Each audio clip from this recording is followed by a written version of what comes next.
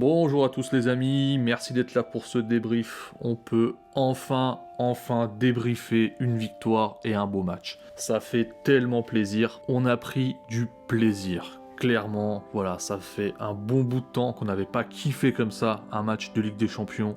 Et ça, vraiment, ça fait plaisir. Alors, au dernier match, je vous avais fait des petites analyses de séquence, j'ai eu des retours positifs de votre part. Beaucoup m'ont demandé de refaire la même chose, donc c'est ce qu'on va faire aujourd'hui, c'est-à-dire que je vais d'abord débriefer le match rapidement de façon classique et après je vous ai gardé 3 petites séquences. Alors d'abord le débrief, avant de commencer à analyser quoi que ce soit sur ce match, je tiens à dire que je ne m'enflamme pas et que je suis conscient, et ça il faut aussi que vous soyez conscient, qu'on a joué tout de même une très petite Juventus. Ils avaient quand même beaucoup d'absents, et pas des petits noms, des joueurs importants. Et aussi, c'est une équipe qui est vraiment en reconstruction, donc ça va pas terrible depuis le début de saison chez eux. En championnat, ils avaient gagné un premier match contre la Sampdoria en début de saison. Ils en ont gagné un deuxième, mais c'était sur tapis vert contre le Napoli. Sinon, ils ont été tenus en échec dans les autres matchs. Donc tout ce que je vais dire dans cette vidéo, si vous voyez que je m'enflamme, etc., sachez que non, tout ceci est à pondérer avec le contexte du match. Voilà, maintenant que ça c'est dit, on va pouvoir débriefer tranquillement. On commence évidemment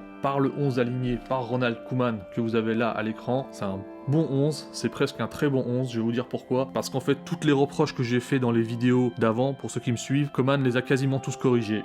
Le premier, évidemment, c'est le côté droit. J'ai beaucoup insisté que quand Sergi Roberto, il est aligné, il faut qu'avec lui soit aligné un ailier, un vrai ailier, et pas Griezmann. Pourquoi ? Parce que Sergi Roberto n'est pas un joueur qui va se projeter, qui va monter, qui va apporter du surnombre. Donc là, c'est Ousmane Dembélé, un joueur de percussion, un joueur capable de déborder et apporter de la vitesse qui est aligné sur le côté droit, donc très bon choix sur ce côté, là ça fait plaisir. Au contraire, le faux ailier qui est Pedri, il est aligné sur le côté gauche, qui est le côté de Jordi Alba, et j'avais dit que s'il y a un côté sur lequel il faut aligner un faux ailier, c'est bien le côté de Jordi Alba, parce que lui, il se projette parfaitement, et il fait des appels, et il profite justement des appels que peut faire le faux ailier pour attirer le latéral, et se projeter dans son dos, on l'a vu contre le Real Madrid par exemple sur le but. Ensuite, autre point positif, mais ça c'est pas un choix de Koeman, c'est induit malheureusement par la blessure de Coutinho, c'est le fait qu'on ait Griezmann et Messi dans l'axe, et on n'a pas Griezmann, Messi et Coutinho en même temps sur le terrain. Ça aide plusieurs choses, c'est que d'une part, déjà sur les phases offensives, Griezmann, il va pouvoir se placer au niveau des défenseurs centraux pour les occuper, ce qui fait que Messi, il va avoir plus d'espace ici. Et sur les phases défensives, Griezmann va pouvoir venir compenser pour Messi. C'est-à-dire qu'il va se placer là, le milieu va se placer plus ou moins en ligne de 4 comme ça. Messi va être le joueur le plus avancé, donc c'est celui qui a le moins besoin de courir. Et le reste du temps, Griezmann, il peut avoir de l'activité à sa place. Ce qui n'était pas le cas avec Fati, parce que Fati, quand il était placé en haut de l'attaque, il ne redescendait pas au milieu pour switcher avec Messi.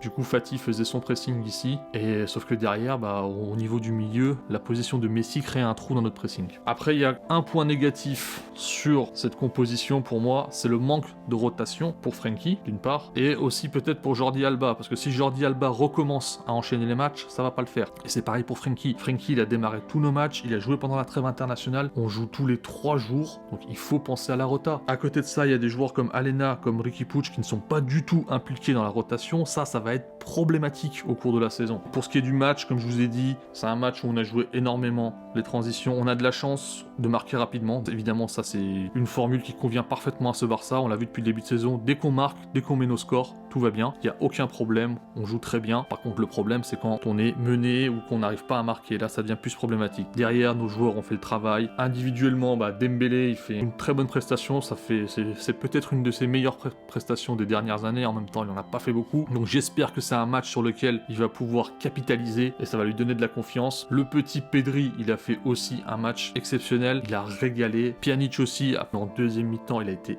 exceptionnel. Il a su jouer très simple et vite quand il le fallait. D'ailleurs, j'ai remarqué qu'en deuxième mi-temps, lorsque Busquets est entré, le double pivot Busquets-Pjanic a très bien fonctionné. Du fait qu'ils jouent tous les deux simple, rapidement en 2 touches, 3 touches, ça nous a permis, dès la récupération de balles, de faire des sorties de balles très propres et de pouvoir construire des contre-attaques qui ont fait très mal à la Juventus. Donc je pense que c'est une option à garder en tête pour Koeman, c'est-à-dire mettre Busquets en super sub et le faire rentrer en deuxième mi-temps pour les 30 dernières minutes, les 35 dernières minutes où il a besoin de maîtriser le milieu de terrain, un peu à l'image de ce qu'était Xavi dans la saison 2014-2015, où il rentrait dans les fins de match où on avait besoin de maîtrise et il apportait une maîtrise, une sérénité à notre jeu, à notre milieu de terrain. Ensuite, un petit mot sur Antoine Griezmann. Alors, il a encore croqué 2 énormes occasions, mais ceci étant dit, dans le jeu, dans ce qu'il a apporté, dans ses mouvements, dans ce qu'il a essayé de faire, dans les combinaisons, c'est, je pense, le meilleur match qu'il a réalisé cette saison. Et honnêtement, c'est aussi un match positif pour lui. Il faut qu'il capitalise là-dessus, il faut qu'il continue de travailler. Et enfin, Lionel Messi, lui, c'est pareil. Alors, j'ai lu que oui, il marque des pénaltys, machin, etc. Dans le jeu, il a régalé à la construction. Enfin, il était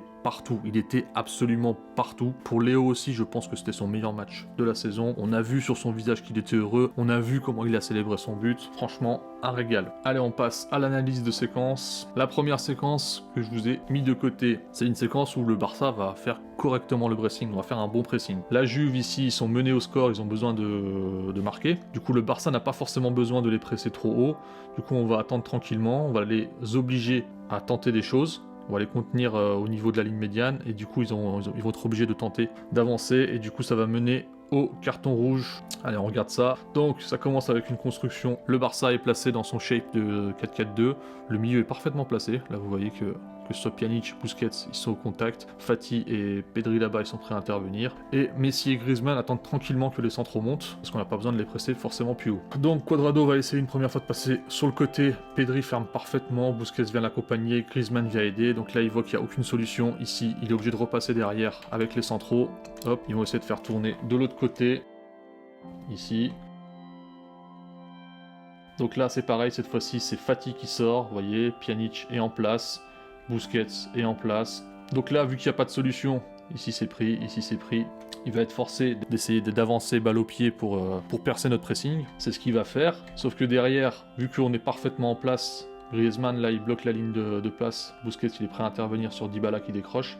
Il n'y a pas de solution. Du coup, il va être obligé de remettre à son défenseur central. Là, vous voyez que le bloc barcelonais reste parfaitement en place.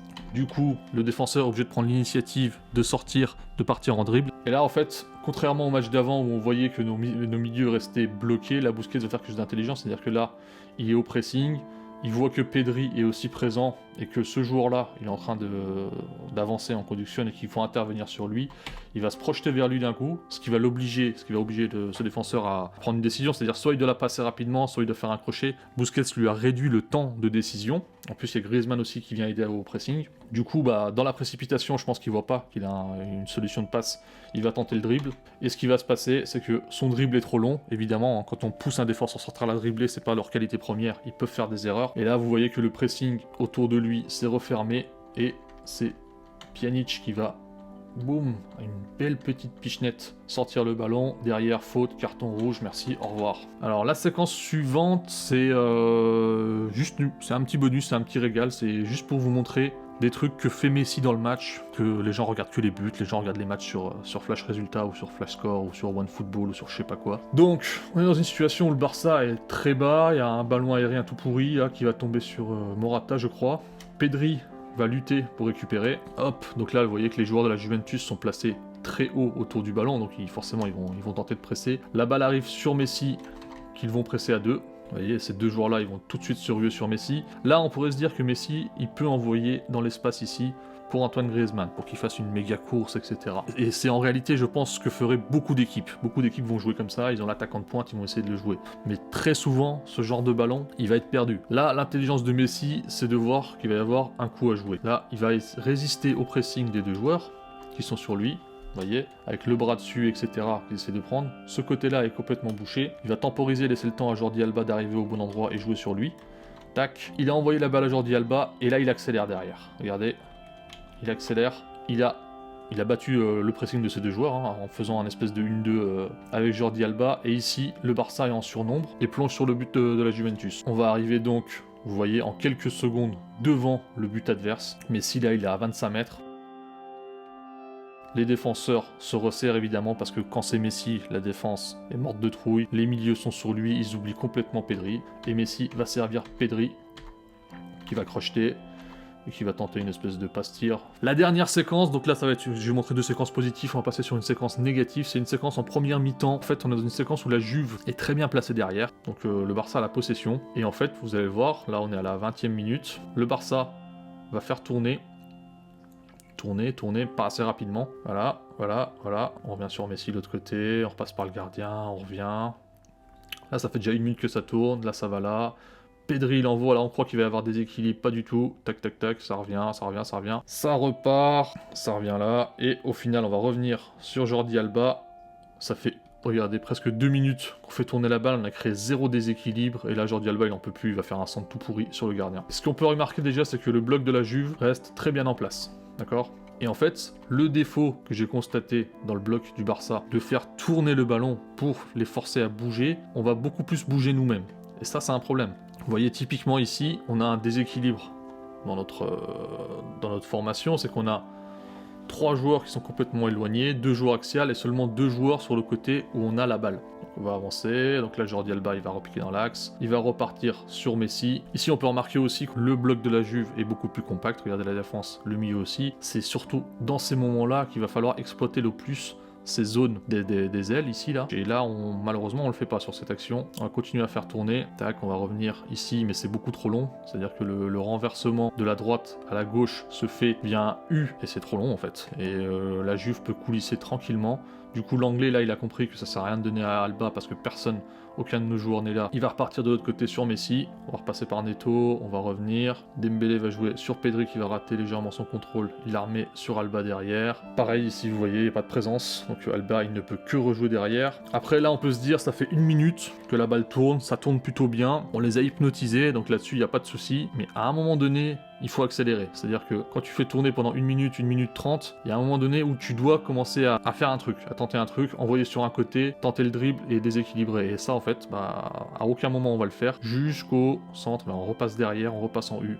Jordi Alba, jusqu'au centre de Jordi Alba. Et ça, malheureusement, là en plus on mène au score, mais dans les matchs comme contre Retafe ou d'autres où on a besoin d'aller chercher le score, c'est une séquence qu'on voit très souvent où le Barça n'arrive pas à créer de déséquilibre. Et on l'a revu hier. Voilà, donc ce sera tout pour cette vidéo. Voilà, j'espère qu'encore une fois que ça vous a plu. Merci pour le soutien. Ciao.